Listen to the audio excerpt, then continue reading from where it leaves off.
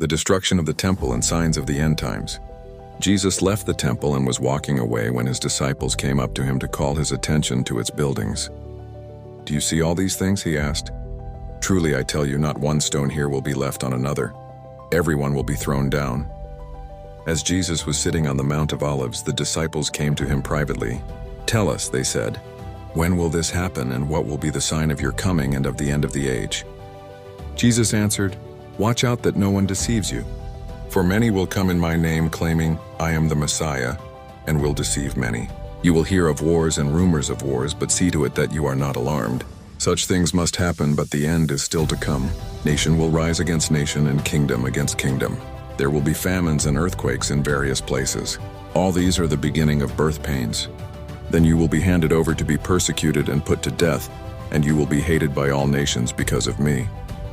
At that time many will turn away from the faith and will betray and hate each other, and many false prophets will appear and deceive many people. Because of the increase of wickedness, the love of most will grow cold, but the one who stands firm to the end will be saved. And this gospel of the kingdom will be preached in the whole world as a testimony to all nations, and then the end will come. So when you see standing in the holy place the abomination that causes desolation, spoken of through the prophet Daniel, let the reader understand. Then let those who are in Judea flee to the mountains. Let no one on the housetop go down to take anything out of the house. Let no one in the field go back to get their cloak. How dreadful it will be in those days for pregnant women and nursing mothers.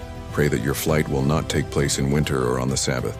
For then there will be great distress, unequaled from the beginning of the world until now, and never to be equaled again. If those days had not been cut short, no one would survive, but for the sake of the elect, those days will be shortened. At that time, if anyone says to you, 'Look, here is the Messiah,' or 'There he is,' do not believe it. For false messiahs and false prophets will appear and perform great signs and wonders to deceive, if possible, even the elect. See, I have told you ahead of time. So if anyone tells you, 'There he is out in the wilderness,' do not go out, or 'Here he is in the inner rooms,' do not believe it. For as lightning that comes from the east is visible even in the west, so will be the coming of the Son of Man. Wherever there is a carcass, there the vultures will gather. Immediately after the distress of those days, the sun will be darkened and the moon will not give its light. The stars will fall from the sky, and the heavenly bodies will be shaken. Then will appear the sign of the Son of Man in heaven. And then all the peoples of the earth will mourn when they see the Son of Man coming on the clouds of heaven, with power and great glory. And he will send his angels with a loud trumpet call, and they will gather his elect from the four winds, from one end of the heavens to the other.